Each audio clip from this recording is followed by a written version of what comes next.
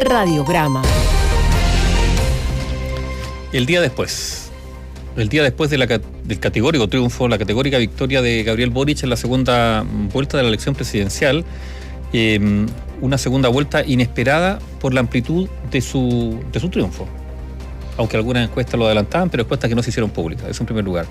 Segundo, con una altísima participación, Gabriel Boric logró una convocatoria de que muchos jóvenes fueran a votar. Eso explica la magnitud de su triunfo.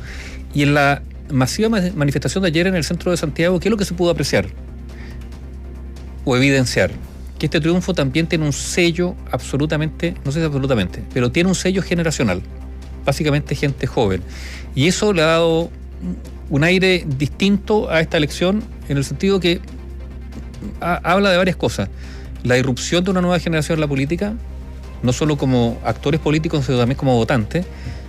Yo diría la jubilación de otra. Estamos hablando de la izquierda y la centroizquierda. Hay una generación que con esto ya tiene que bajar la cortina. Tendrán algunos roles simbólicos de asesorías, pero probablemente no en primera línea. O en una primera línea, yo creo que muy mediada por quienes van a tener el Ejecutivo en sus manos. Y también esto que ha generado una energía, uno podría decir, ayer había bastante emoción, fíjate, una emoción que se había perdido en la política. Todos los últimos triunfos electorales eran, triunfos electorales, nuevos presidentes, pero hoy día había una emoción que yo creo que tiene mucho de generacional. Ahora, esto tiene que traducirse en los hechos, y el ejercicio de la política, y eso le cuesta mucho digerir a algunos, es efectivamente la administración de lo posible. No solo de los sueños. Es como trasladarlo, es un escenario que tiene borde, más allá del borde hay, no sé la palabra, un precipicio, pero hay una caída, y la administración de esas voluntades en la práctica, en lo real, será seguramente lo más difícil de concretar. ¿Por qué? Porque las expectativas son altas. O sea, todas las candidaturas generan expectativas, y todos los gobiernos al llegar tienen que lidiar con las expectativas que ha generado la campaña. Pero en este caso las expectativas son más profundas. Se habla de cambios profundos, incluso tan profundos, que la propia coalición ha hablado de ¿cuánto? No un solo gobierno, ¿no es cierto? De a lo menos dos. Porque aspira a un cambio que también es, ellos mismos lo han dicho, cultural y no solamente político. ¿Se anticipaba una victoria amplia de Boric sobre Kast? Sí. ¿Las tan amplias? Sí, CADEM decía eso. La encuesta CADEM habló de 55-45. En la última encuesta CADEM, que no se conoció públicamente, pero se supo y se conoció, y nosotros la conocimos antes. Por lo tanto, había encuestas que denotaban un triunfo tan amplio como ese. Ahora, CADEM fueron 10 puntos, en realidad fueron 11. Fue una paliza electoral, esa es la verdad. ¿Se acuerdan del voto a voto? ¿Se acuerdan esto de recurrir a tribunales electorales porque esto se puede decidir en 30.000 votos? No. Esto fue una avalancha de votos. Y ocurre que Gabriel Boric se convierte en términos porcentuales en el presidente más votado del retorno a la democracia, en términos porcentuales después de Frei y Bachelet, pero en términos de cantidad de votos, en el presidente más votado desde el retorno a la democracia. La verdad es que nunca un presidente había tenido tantos votos. Es el presidente más votado de la historia de Chile. Y logró, Tomás, que se generara una participación, o sea, un 55% de votación con voto voluntario, lo que también es un récord. Claro. Padrón electoral. A ver, si se preveía por algunas encuestas que le apuntaron, atención, y le apuntaron a la primera y segunda vuelta, que le apuntaron a la enorme votación de Gabriel Boric, nadie previó un alza en la participación tan espectacular. Nadie. Algunos decían que lo máximo que se podía lograr era lograr lo que se había obtenido en cuanto a participación en el plebiscito, el que dio lugar a la Convención Constitucional. No, se superó eso y resulta que fueron a votar 1.200.000 personas que no habían participado en la primera vuelta. Hay que recordar que muchos decían es que hay mucha gente que se quedó sin candidato para la segunda vuelta y que por lo tanto se van a restar si no tienen candidato. Votaron por otros.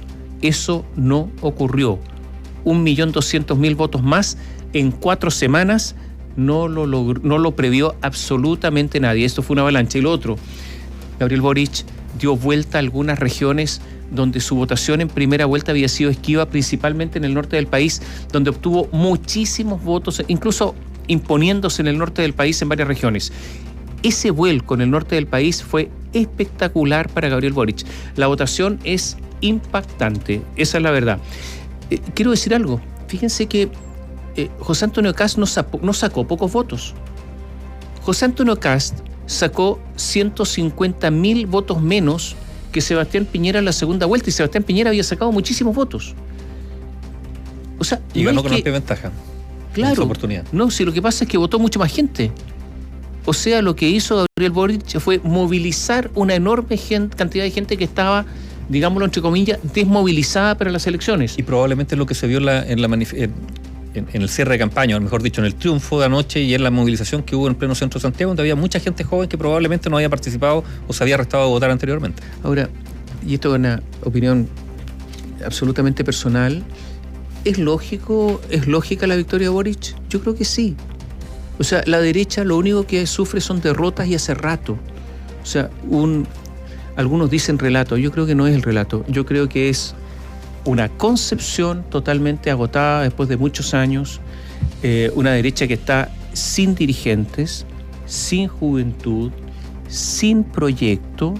La campaña y lo que proponía Kast era terrible, ¿no es cierto? Era mantener prácticamente lo mismo, en verdad sin tantas modificaciones.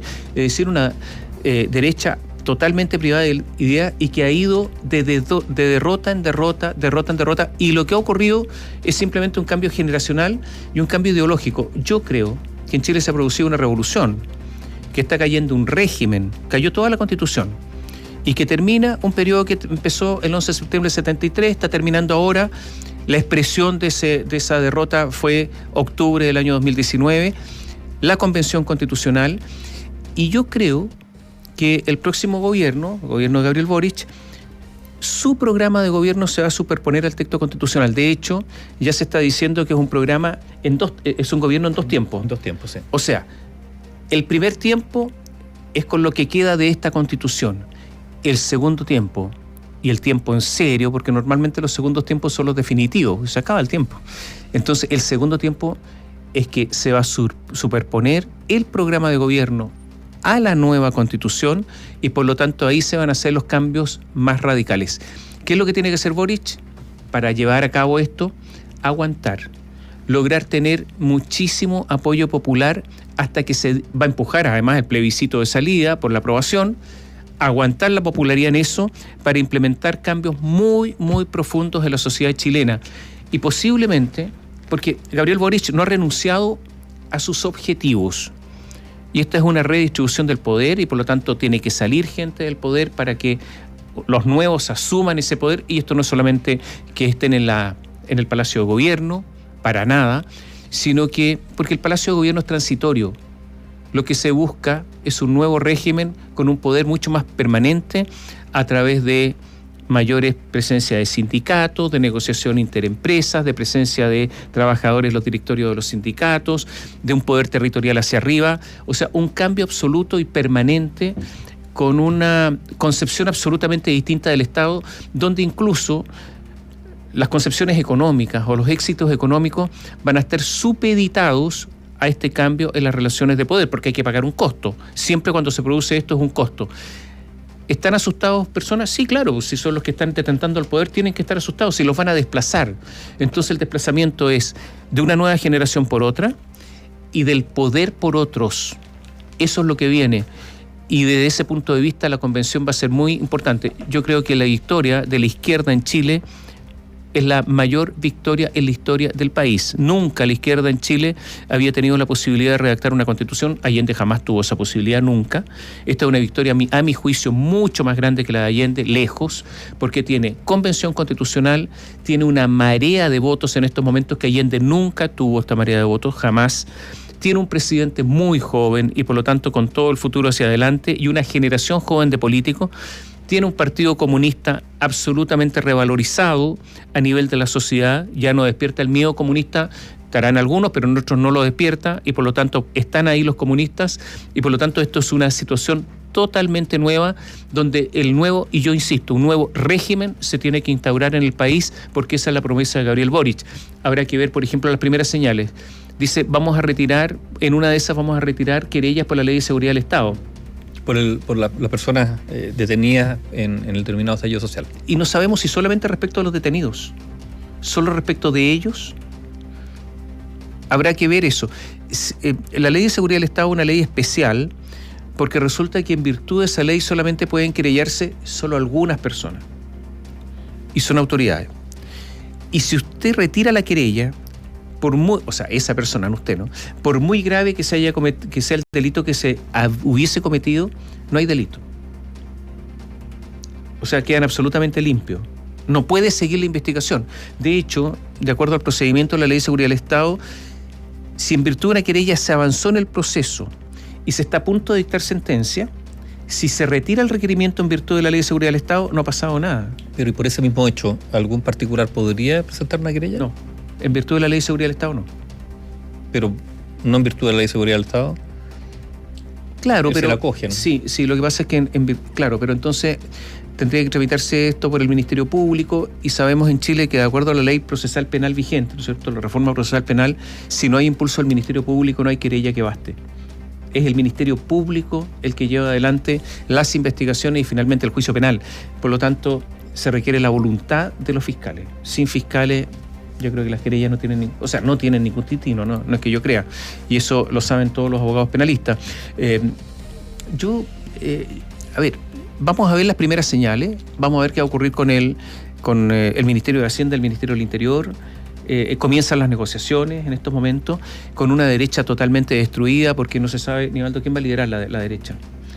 Kast se va a transformar en una piedra en el zapato para la derecha frente a quienes de nuevo hablan de derecha social. ¿Qué va a pasar con los poderes fácticos de la derecha? Yo veo a empresarios tuiteando en una de esas... Descolocados, absolutamente. Sí, pero una de esas sería bueno que dejaran de tuitear. O sea, a ver, es que... yo veo, por ejemplo, que los fines de semana a Andrónico Luksic le gusta desear que buen fin de semana a todo el mundo, etcétera. A ver, pero si él fue el que le entregó $6 millones a Natalia Compañón, personalmente, mientras le rechaza el Banco de Chile créditos a otros, digamos. Entonces, un poco más de ponderación no sería malo, digo yo, y no andar por la libre de esta manera, me imagino. O sea, ya está bueno.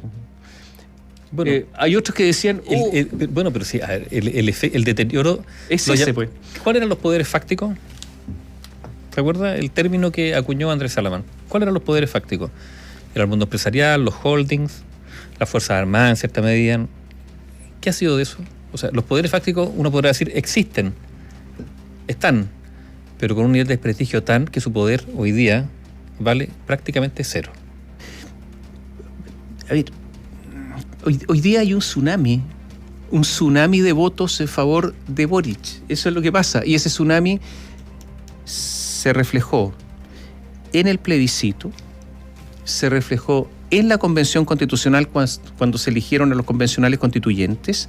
Si la derecha no sacó votos, es irrelevante. O sea, hace rato que hay tsunami y hay mucha gente que no lo entiende. Y el tsunami se produjo por algunas causas. Y hace rato que están. Algunos hablan, temuicuicui. Sí, claro, es anormal que haya gente que se defienda con armas en un sector del territorio nacional.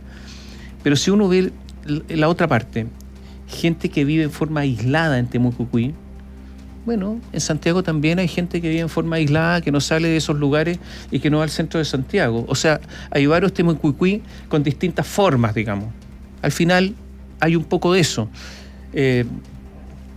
Yo creo que las causas están, se veían venir, y la derecha perdió una gran oportunidad, aún perdiendo con Kast, de haber propuesto cambios radicales al modelo.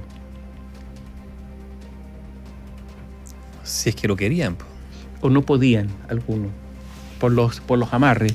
Porque, por ejemplo, de desconcentración de la economía, algo pequeño, nada, prácticamente. Entonces, también una candidatura que si uno la ve, estaba condenada al fracaso, ¿no?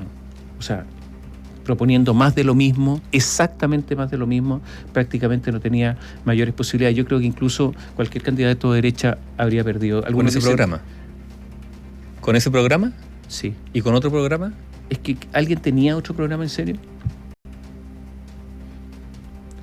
De hecho, el programa de Kast era bastante malo, el de la primera vuelta. Todo el mundo lo reconoció después.